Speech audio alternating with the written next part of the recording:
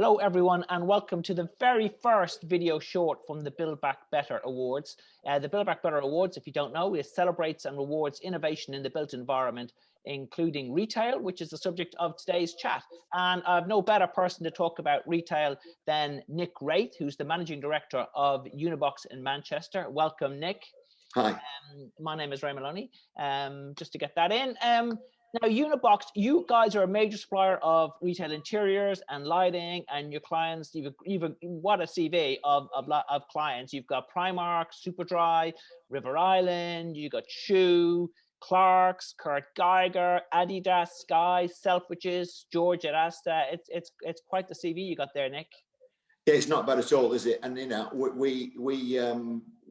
it's an ever-growing portfolio of clients as well, as they all see lighting as a more important thing within the retail environment.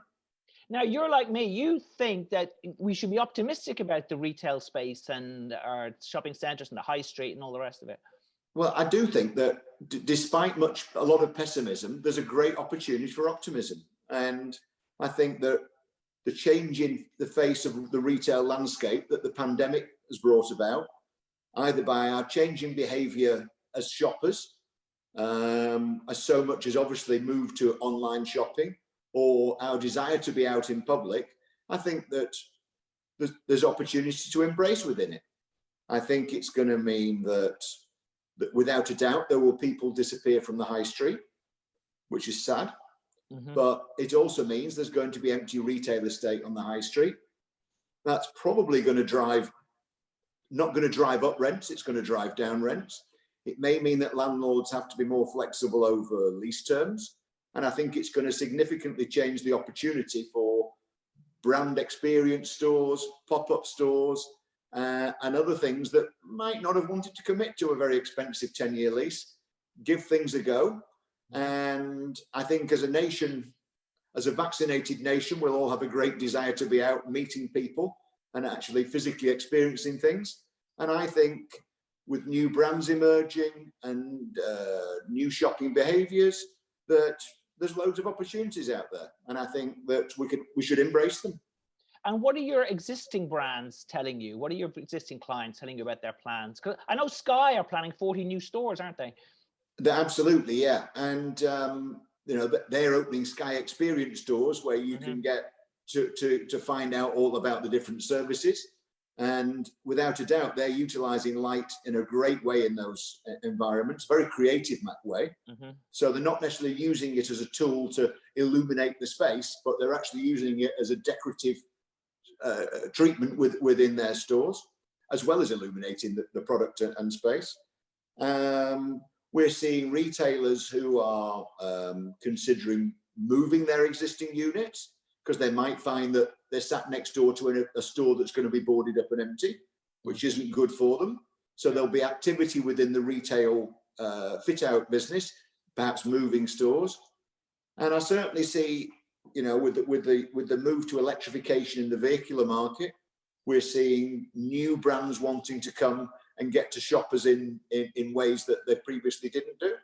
And like your Teslas who had stores, they're rolling more out, aren't they? So very much so, and we're seeing some of that in shopping malls, and I think there are other brands going to be doing the same thing. And also, you see concept stores as becoming a big trend. Yes, I think concept and brand experience stores are going to be a big deal. I think that, you know, I cite Dyson as a good example of that. They've got stores, they've got all the product on display. You can configure the product in the way that you want. There are experts on hand to help you. They're using digital technology, so you can learn more about the brand and the product digitally within store. They've got demonstrations on hair dryers. They've actually got active hairdressing stations where you can have your hair dried with it. Mm-hmm. And they're bringing a physical element to that you can't do digitally.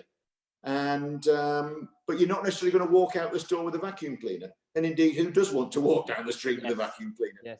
Yes, sure. So if there's no merchandise, I mean, how will that, you know, the ranks of spotlights illuminating clothing, I mean, is that going to change? We're going to see lighting embedded into units and the fabric of the space? I certainly think that there's still going to be the opportunities for spotlights on clothing. that there's going to be clothing retailers who are the successful survivors of this pandemic.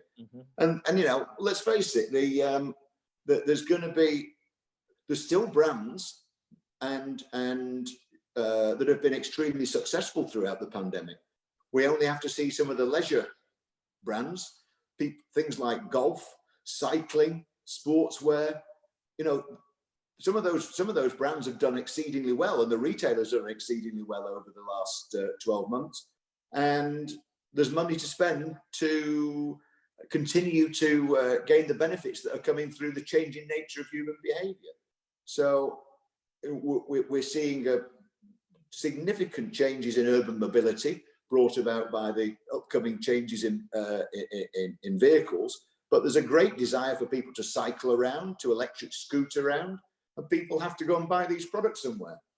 And you're also saying that there's going to be, sorry to interrupt, you also said there's going to be sort of more technology used, like your RFID tags triggering the lighting and all that type of thing. Well, I think so, yeah. You know, I'm looking at some electrical items that might be on the shelves. There's no reason now, because technology is so accessible, you could pick a product up from the shelf with an RFID tag on it, and it can take, with digital lighting on at shelf level, can illuminate the product so you can see where to select the product from. Yeah, when we've talked a lot about that, and that technology has been around for a bit, but you think retailers are actually going to start to roll that out and start implementing it? I think there's going to be more of it, and I think that the access and affordability of the technology and the understanding within providers of it in terms of how to deliver it in a functional and an affordable manner is something that we're in a place now with it where that's viable, whereas before it was a little bit sci-fi. Brilliant, Nick. You know what? I love your enthusiasm. I love your optimism, and I share it. I do share it, and not just in retail. I think across the board. I think it's going to be an exciting period for lighting and for the built environment. Without a doubt, and you know, I think that we're going to see a lot more decorative and embedded lighting as architectural treatment within commercial buildings and retail buildings, and whether that's the design trend that's going to stick around. You know, it's not for every interior, but I think there's going to be some great opportunities with it. And I think the lighting industry needs to embrace those opportunities and adapt to the way that designers are working. Great stuff, Nick. Thank you so much. Thanks for being our very first interviewee. Appreciate it. It's a pleasure. Good Great stuff. to chat Thank to you, you. Ray. Thanks very much indeed.